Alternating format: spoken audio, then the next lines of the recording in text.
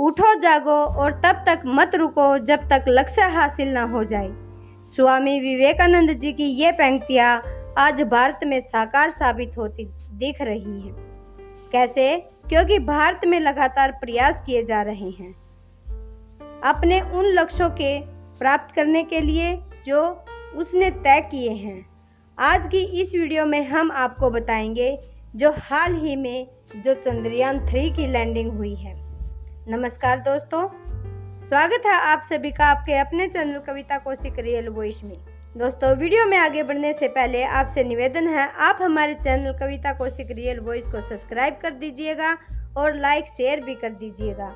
और हाँ, सामने बने बेल के बटन को दबाना न भूलिएगा ताकि हमारी आने वाली हर वीडियो की जानकारी आप तक सबसे पहले पहुंच सके। इसरो के पूर्व चीफ के सिवन की आंखों में आंसू।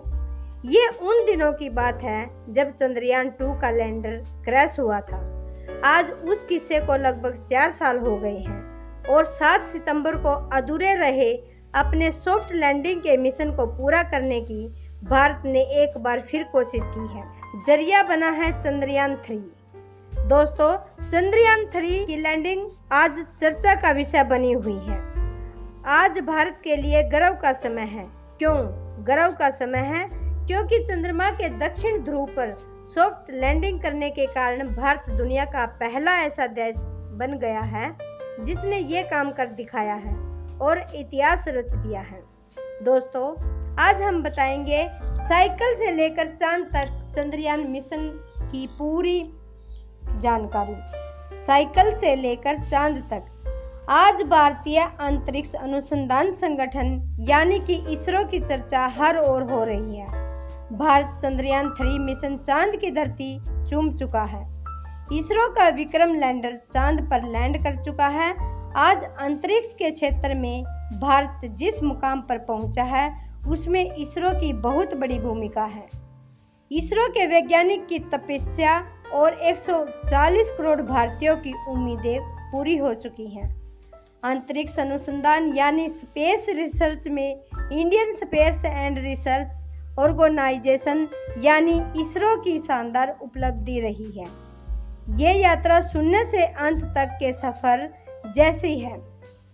कभी साइकिल से अपनी यात्रा की शुरुआत करने वाला इसरो आज चांद तक पहुंच चुका है। 1962 में भारत ने अंतरिक्ष का सफर करने का फैसला किया और देश के पहले प्रधानमंत्री पंडित जवाहरलाल नेहरू ने INCOSPAR की स्थापना की थी। आपको बता दें कि बाद में डॉक्टर विक्रम साराभाई ने उन्नत टेक्नोलॉजी के विकास के लिए 5 अगस्त 1959 को इसका नाम बदलकर इसरो कर दिया। 1963 में पहले रॉकेट प्रेक्षण से लेकर चंद्रयान 3 तक की इसरो की यात्रा शानदार रही है।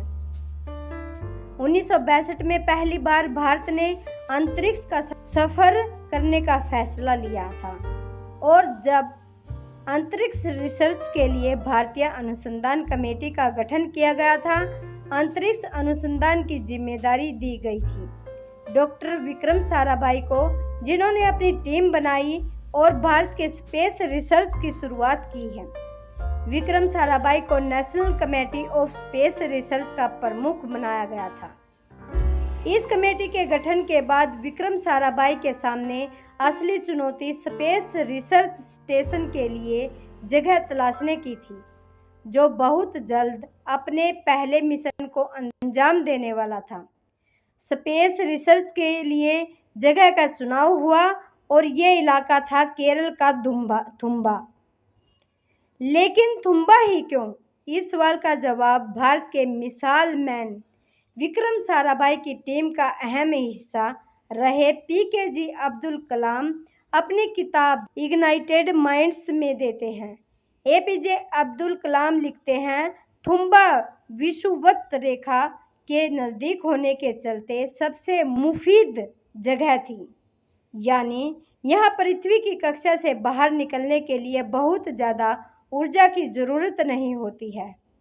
स्पेस रिसर्च स्टेशन के लिए केरल से थुम्बा को चुने जाने के पीछे एक वजह और थी, वो ये कि रॉकेट प्रेक्षण के लिए ये जरूरी था कि वो जगह अलग थलग हो, क्योंकि इसमें मलबे के गिरने की आशंका थी।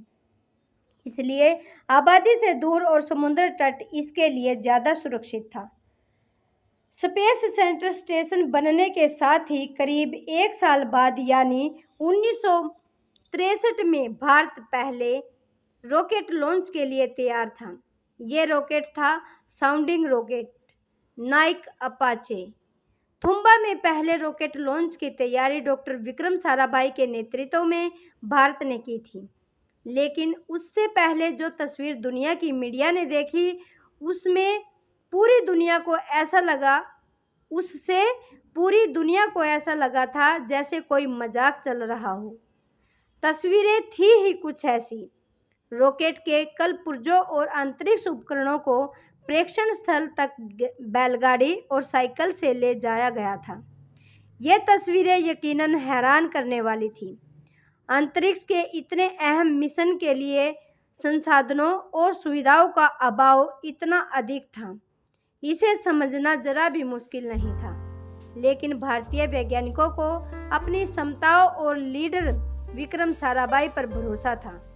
इस प्रोजेक्ट में अहम भूमिका निभाने वाले वैज्ञानिक और साराभाई के शिष्य अरवामुदन ने इस शुरुआती दिनों के बारे में अपनी बायोग्राफी में इसरो द पर्सनल हिस्ट्री में लिखते हैं। उस वक्त हम लोग कहीं आने जाने के लिए साइकिल का इस्तेमाल करते थे। कलाम साइकिल नहीं चलाते थे, इसलिए वो किसी दूसरे के साथ साइकिल पर बैठते थे। ये लोग साइकिल से रॉकेट लॉन्चर वगैरह भी ले आते थे, क्योंकि उस समय लोगों के पास एक ही जीप थी जो बेहद व्यस्त थी। सीमित संसाधनों और सुविधाओं के बावजूद भारत ने 21 नवंबर 1963 में रॉकेट का सफल परीक्षण करके दुनिया को चौंका दिया। भारत की स्पेस रिसर्च में ये एक धमाकेदार एंट्री थी। इसके बाद आया साल 1959, जब इनकोस्पार यानी Indian national committee for space research का नाम बदलकर भारतीय अंतरिक्ष अनुसंधान संगठन यानी इसरो कर दिया गया। पहले रॉकेट लॉन्च से लेकर अब तक के चंद्रयान 3 मिशन तक इसरो दुनिया की टॉप 6 स्पेस एजेंसियों में अपना नाम दर्ज करा चुका है। 19 अप्रैल 1975 को भारत ने अपना पहला उपग्रह आर्यभट्ट रूस के प्रेक्षण केंद्र से सफलतापूर्वक प्रेक्षित कर दिया और इसके साथ ही अंतरिक्ष की दुनिया में भारत ने अपना नाम दर्ज करा दिया। आर्यभट्ट एक छोटा उपग्रह था जिसका वजन महज 360 किलो था। इसे बनाने में 3 साल का समय लगा और 3 करोड़ रुपए खर्च हुए थे। आइए जानते हैं भारत द्वारा किए गए कुछ अंतरिक्ष अनुसंधानों के बारे में। पहला रॉकेट लॉन्च 21 नवंबर 1963। पहला उपग्रह आर्यभट्ट 19 अप्रैल 1975। SLV-2 सफल परीक्षण 18 जुलाई 1980। इनसैट A-B प्रेक्षण 1983। PSLV का प्रेक्षण 1994। चंद्रयान 1 प्रेक्षण 22 अक्टूबर 2008। 104 सैटेलाइट प्रेक्षण फरवरी 2017। मंगल मिशन साल 2014। चंद्रयान 2 22 जुलाई 2019। चंद्रयान 3 14 जुलाई 2023। साइकिल और बैलगाड़ी के साथ शुरुआत हुआ भारत के अंतरिक्ष रिसर्च का सफर आज इसरो को दुनिया की टॉप स्पेस एजेंसीज में शामिल कर चुका है। चंद्रमा पर विक्रम लैंडर की सॉफ्ट लैंडिंग के साथ ही भारत चांद के रहस्यों को बेपर्दा करेगा। इसरो की उड़ान के साथ ही ये उड़ान भी उतनी ही अहम है। ये कहना बिल्कुल सही होगा कि इसरो जिद और जुनून का दूसरा नाम है, जो अपने बनाए रिकॉर्ड तोड़ता है और नए कीर्तिमान स्थापित करता है। दोस्तों, आज की वीडियो में बस इतना ही। कल फिर लेकर आएंगे एक ऐसी ही वीडियो। तब तक के लिए नमस्कार और आप अपना ख्याल रखना, ध्यान रखना, मस्त रहना, स्वस्थ रहना। तब तक के लिए नमस्कार।